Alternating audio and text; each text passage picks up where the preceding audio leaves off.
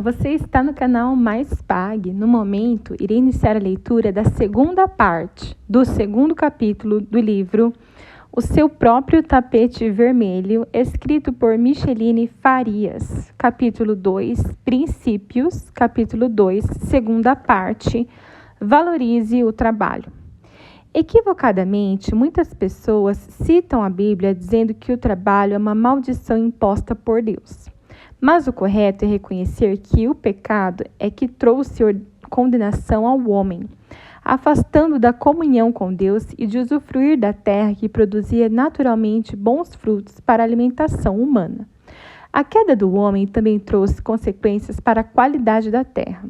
E Adão disse: visto que atendestes à voz da tua mulher e comeste da árvore que eu te ordenara não comesses, maldita é a terra por tua causa. Em fadigas obterás dela o sustento durante os dias de tua vida. Gênesis 3,17. Pelo sacrifício de seu filho Jesus, Deus estendeu a todos os homens o tapete vermelho da salvação. E daí em diante, o trabalho é fonte de bênção. Nos Estados Unidos, já é permitido trabalhar regularmente a partir de 16 anos de idade. Assim, fui trabalhar em um supermercado junto com minha cunhada e o colega português da escola que me levara para a igreja. Começar a trabalhar era o nosso sonho, o início do caminho de uma vida independente, autossuficiente financeiramente e com inúmeras oportunidades oferecidas neste país para quem deseja se esforçar. Aquela ocupação inicial era um trabalho informal, mas logo fui contratada para atuar em uma companhia de cartão de crédito, onde havia oportunidade para quem soubesse datilografar com velocidade e precisão.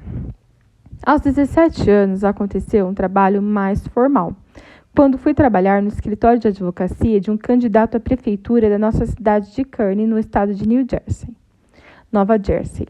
Isto foi em 1992. Eu havia optado por um programa educacional do ensino médio, onde no último ano podemos optar por estudar meio período e já trabalhar meio período, e que conta como crédito para se formar. Sementes lançadas ao futuro. Sempre que os filhos perguntavam, e ainda perguntam, o que vou fazer no futuro, eu podia responder a eles: comece a trabalhar no que aparecer, adquira experiência, deixe a sua marca de uma boa reputação, pois serão sementes que darão bons frutos mais adiante. Aconteceu com o Hildo. Acerca de sementes lançadas ao futuro, meu esposo saiu do Amazonas com a idade de 19 anos e entrou nos Estados Unidos pelo Havaí, após ter passado em um concurso que oferecia estudos no exterior. Quando ele terminou este ciclo, então veio de férias aqui para o norte dos Estados Unidos, na região em que hoje vivemos. Deslumbrado com o local perto da grande Nova York, ele decidiu não regressar ao Brasil. Sendo sozinho neste país, tinha que buscar um trabalho imediato como forma de sustento. Então começou a trabalhar com este americano que tinha uma empreiteira de pinturas, com quem permaneceu por 4 anos. Isto foi em novembro de 1993, quando nos casamos. Na ocasião, convidamos aproximadamente 200 pessoas para a nossa cerimônia em recepção. Eu tinha 19 anos de idade, então todo mundo que estava na faixa de 40 anos, incluindo esse patrão do Hildo, juntamente com a esposa, se sentava na área onde minha mãe havia reservado para os convidados dela. Mas durante a festa do casamento, eu estava mais entretida com a minha patota, com a minha turma da igreja, e pouco pude interagir com os mais velhos. Então, em 1994, quando éramos recém-casados, meu esposo decidiu abrir a sua própria empresa e perdeu contato com essa família americana. Daí que nem cheguei a conhecer esses patrões antigos do Hildo. No ano de 2010, meu irmão, pastor Marcelo, acabou conhecendo uma terapeuta que era cristã, pois precisava indicar uma profissional com essa característica adicional para ajudar uma ovelha na nossa igreja. Foi quando ele convidou essa doutora para vir pregar na nossa igreja. Quando a pregadora convidada chegou na igreja, meu irmão me apresentou a ela. Olha, essa aqui é Micheline, minha irmã, que estará a sua palavra traduzindo, e este aqui é o meu marido, é o marido dela, o meu braço direito aqui na igreja. Para nossa surpresa, ela gritou para o meu marido: Hildo, o que você está fazendo aqui? E o marido dela, que estava ao seu lado, exclamou: meu Deus, Hildo, olha só, é você. Longa história curta, eles eram aqueles primeiros patrões do Hildo. De fato, como o mundo é pequeno. Uma reputação bem estabelecida no trabalho. Aos 20 anos de idade, quando Hildo teve aquele casal como patrões, a diferença social e financeira entre eles era algo de se esperar. É previsível como o curso normal de quem teria sido criado numa sociedade que valoriza o trabalho, o estudo, a dedicação. Hildo comparecia à residência dos patrões no seu carro imponente, um Camaro conversível, estilo a supermáquina, que ele havia comprado com grande parte de suas reservas financeiras, coisa de jovens utilizando seus primeiros salários. E sempre chegando mais cedo e começando pontualmente, pois lá é que estavam as caminhonetes equipadas para a realização de pinturas contratadas pelos clientes. Como os demais empregados levavam ainda um certo tempo para chegar e sair para trabalhar, frequentemente a esposa do patrão pedia ao meu futuro marido: "Você poderia levar meus filhos para a escola? Porque o Martin, marido dela, vai demorar ainda 20 minutos para liberar até vocês todos saírem." Na verdade, eram as crianças que não queriam perder a chance de chegarem na porta de suas escolas em grande estilo jovial. E assim se desenvolveu uma relação de confiança, inclusive porque o Hildo era muito responsável a dirigir e as crianças gostavam de andar com ele. Então, passado algum tempo, há um reencontro que trará também outros tapetes vermelhos, sendo estendidos em minha caminhada. Um pequeno exemplo foi a palavra que naquele culto o ex-patrão deu para um dos nossos filhos. Em toda a minha história de ter empregados, eu nunca tive um colaborador como seu pai, homem de caráter, um homem sério. E quando saiu para abrir a própria empresa, ele não saiu como muitos, que roubaram clientes meus. Este testemunho para um filho ouvir acerca do pai não tem preço. Fiel no pouco, colocado sobre muito. Após este reencontro, de uma certa forma, eu fui abençoada por ter começado a viajar com a doutora Adriana Miller, pastora e terapeuta, traduzindo suas palestras. Ele reconhecia com carinho e muita gratidão que eu a estava servindo ao cooperar no seu chamado. Então ela tratava a gente, como se falava no Brasil, com luvas de seda, como forma de gratidão de ser a voz dela em uma outra língua, onde ela podia compartilhar a mensagem do Evangelho que queimava em seu coração. "Vem aqui em casa, você e Hildo, para comer." Então eu e Hildo voltamos na mesma casa, no mesmo estacionamento, recebidos com maior honra, onde antes ele havia chegado como trabalhador. Quando isso tudo aconteceu, eu reconhecia, maravilhada: "Uau, que tapete vermelho, que coisa tremenda! Aquele casal esteve em nosso casamento e eu nem poderia imaginar voltar a vê-los." Mas o Hildo semeara o seu trabalho para um futuro que Deus preparou para nós. Era muito louco o modo como a gente estava sendo tratado por conta de uma fidelidade do passado numa relação de trabalho. Agora era a antiga patroa que estava alavancando o meu trabalho, pois quando meu irmão a apresentou a ministérios e pastores, ela foi convidada para inúmeras conferências no Brasil. Eu acompanhava e servia como tradutora, e como continuo fazendo até hoje com a maior alegria, pois vejo como uma grande honra para mim caminhar próximo de alguém tão cheia de conhecimento e sabedoria. Um fator interessante é que, em muitas ocasiões, após traduzi-la, os pastores me pediam para retornar com ela para um próximo evento, mas, para minha surpresa, também me perguntavam se eu poderia ministrar a palavra. Eu estava ali, simplesmente servindo, e Deus usando isso para fazer o que Ele já tinha em mente em minha vida. Hildo havia sido fiel no pouco e estava colhendo sobre o muito, porque, afinal das contas, somos uma só carne. Mas isso é assunto para um livro mais adiante. Valorize relacionamentos. Uma curiosidade bíblica essencial que permanece como um princípio muito importante de civilidade é a hospitalidade. Em particular, uma das 3 grandes festas judaicas, celebrada até o dia de hoje, destaca-se por esta ênfase e denomina-se Festa das Cabanas ou dos Tabernáculos. A sua instituição em Levítico 23 explica que Deus a ordenou para, entre outras coisas, reforçar o sentido da comunhão do seu povo com ele e entre seus filhos, ainda que vivam numa circunstância tão árida quanto um deserto. É uma preciosa referência que a Bíblia dá ao valor de relacionamentos. Os homens com boas ou más intenções costumam dizer que relacionamento é tudo. Talvez seja uma das características da vida social que mais estende tapetes vermelhos, mas que, quando fracassa, mais afasta pessoas e causa divisões, amarguras e, quando não, até mesmo violência e guerra. Relacionamentos partidos entre irmãos provocam feridas que podem permanecer abertas por gerações, por mais que as consequências sejam destruição e morte. Há exemplos bíblicos na história humana, inclusive no cristianismo, de todas as épocas de rupturas graves entre pessoas e grupos. Parece que a maldita herança do crime de Caim, odiando e matando seu irmão, deixa uma marca destruidora impossível de ser removida por tentativas humanas de toda espécie. Entretanto, um dia Deus realizou o grande feito de reconciliação, quando seu filho unigênito se entregou como sacrifício, e este foi o preço pago para tornar viável cada pessoa a ter paz em Deus e com os outros homens. E ele nos convoca a sermos também pacificadores, o que nos fará sermos chamados filhos de Deus. Que responsabilidade! Um grande investimento para a vida toda.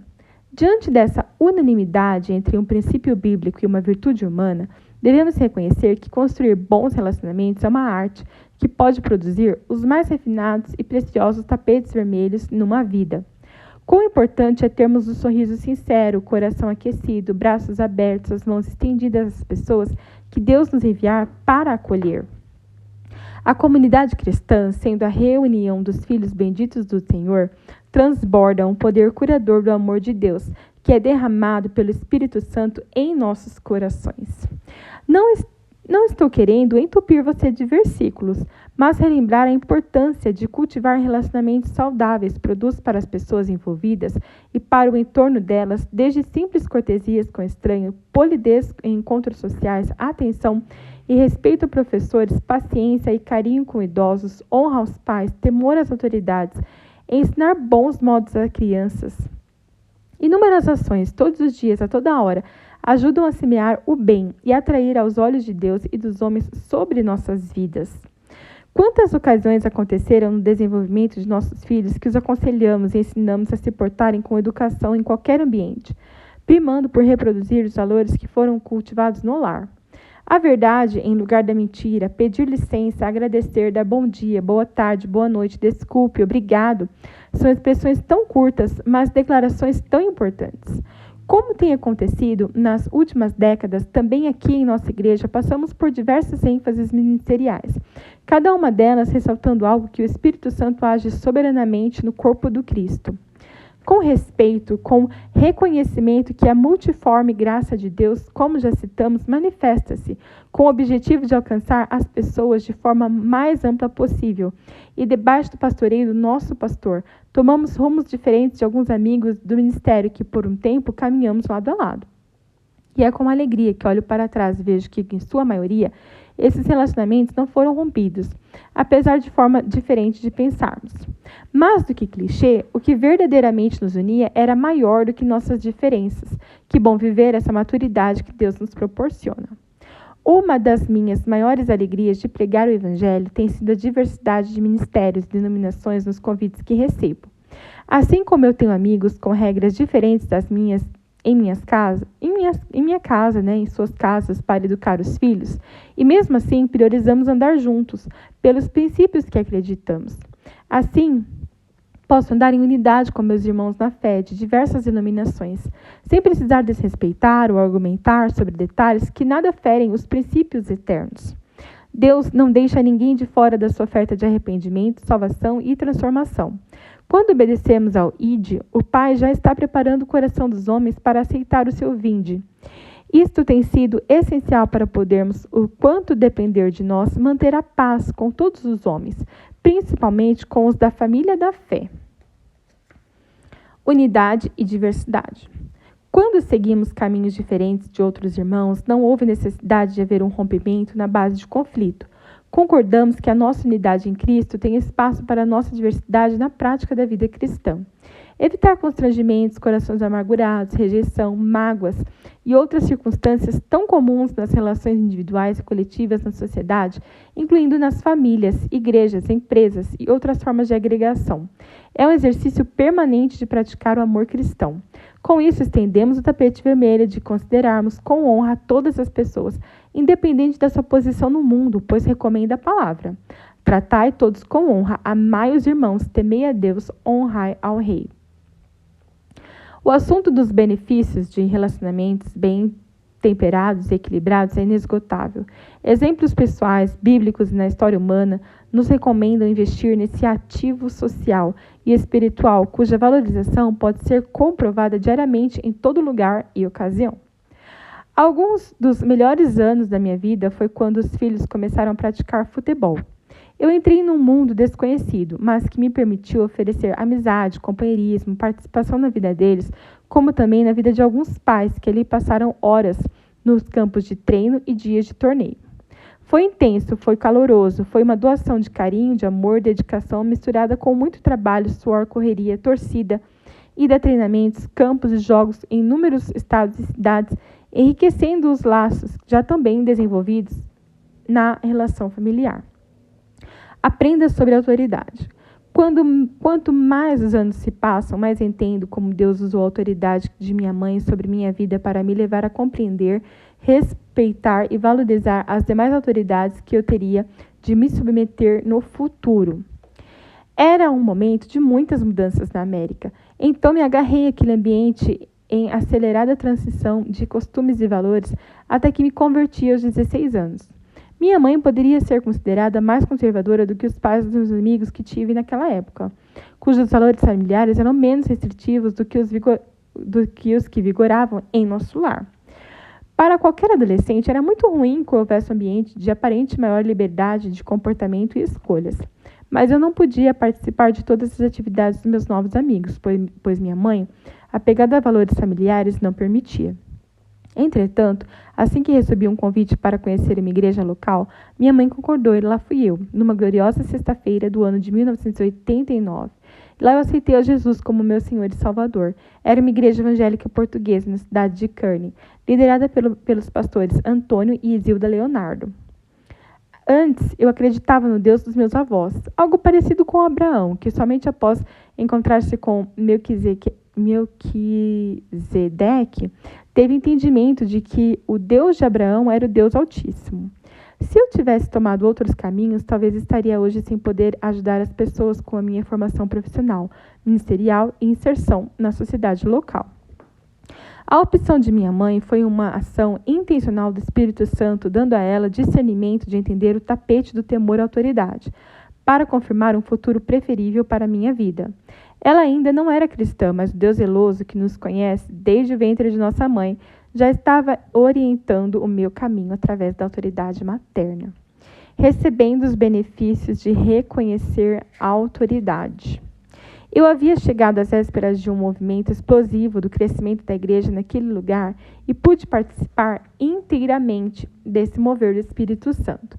Como consequência, fui intensamente envolvida no processo de grande multiplicação que aconteceu naquela ocasião.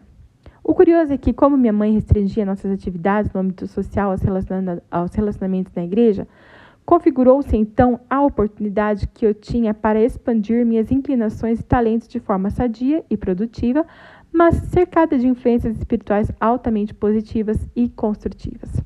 Um benefício inigualável de aceitar o ambiente da igreja como minha referência foi encontrar naquele lugar um moço que viria a ser meu esposo.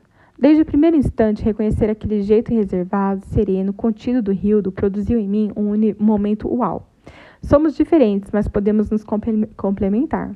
Este ajustamento encaixa-se perfeitamente no ocorrido, e isto temos compartilhado em muitos treinamentos para casais, quando tratamos do tema celebrar diferenças. Abordaremos este assunto de modo mais aprofundado em uma próxima publicação. Desde o começo, quando atentei para os modos do Hildo, pensei assim: este é um companheiro ideal, pois ele fica aqui, e eu vou e volto, e ele permanece firme no mesmo lugar. Da parte dele, ele pensou: quando eu vi aquela baratinha tonta de um lado para o outro, é ela que eu quero e preciso, pois vai organizar todas as coisas, se relacionar com todas as pessoas, e eu vou poder desempenhar bem melhor o que me compete. Daí foi um passo para o namoro, noivado e casamento, visto que estávamos os dois interessados em atuar no espaço da igreja. Submissão é estar sob a mesma missão. O nosso comportamento na ocasião foi exemplar e abençoador para toda a igreja, e a atitude prática de minha mãe contribuiu muito para que fosse assim. Ela logo recomendou, nos limites da autoridade: Micheline, você não vai dispersar a sua vida desenvolvendo um namoro e afastando-se do que foi importante para o seu futuro. O que nos levou a fazer da igreja local e a oportunidade de estarmos juntos praticamente todos os dias da semana.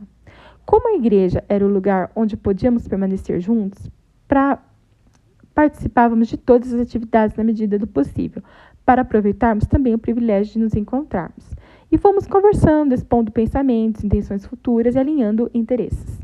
Enfim, naquele tempo em que me submeti à autoridade do lar, na figura da minha mãe, da igreja, na figura do nosso pastor, construímos um caminho comum para cumprirmos a nossa missão de Deus em um relacionamento conjugal. Sim, de fato, cremos que Deus nos preparou esse tempo de imersão na dinâmica de todo tipo de atividades dentro da igreja para que pudéssemos nos preparar para trilharmos um tapete vermelho que Deus nos havia reservado como casal, como família e para os filhos espirituais que viríamos a apacentar.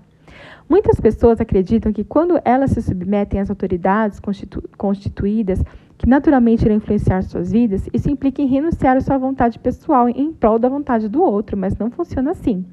Pela fé, reconhecemos que Deus preparou pessoas para nos orientar visando o nosso bem e guiar-nos no propósito maior que Ele tem para nós. Agindo assim, sem murmurar ou reclamar, obedeceremos com a convicção de que nossos discipuladores são submissos a Deus na missão de nos cuidar como rebanho do seu pastoreio.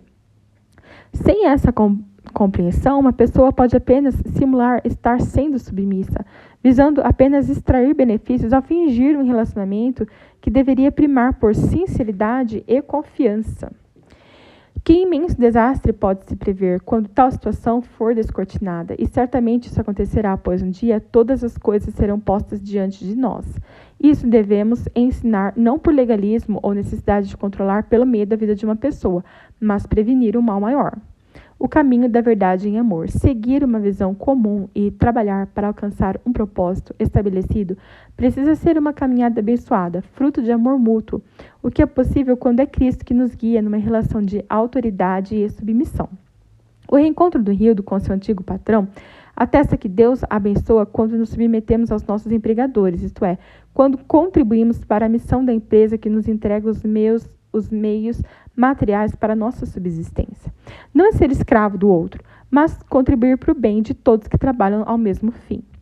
O quinto mandamento dado por Moisés ordena: honra seu pai e sua mãe, e acrescenta uma promessa para que se prolonguem teus dias. Ora, claramente está estabelecido que quando nos submetemos em honra aos nossos pais, é Deus que nos abençoará. É um ato de fé e não de negociação ou troca, porque é Deus quem lhe dá a recompensa. Se você tentar extrair a força, será frustrado. Mas quando por amor buscamos cumprir a vontade do Senhor, Ele nos dará das suas incontáveis riquezas. Obrigada por acompanhar a segunda parte do segundo capítulo do livro O Seu Próprio Tapete Vermelho, escrito por Micheline Farias.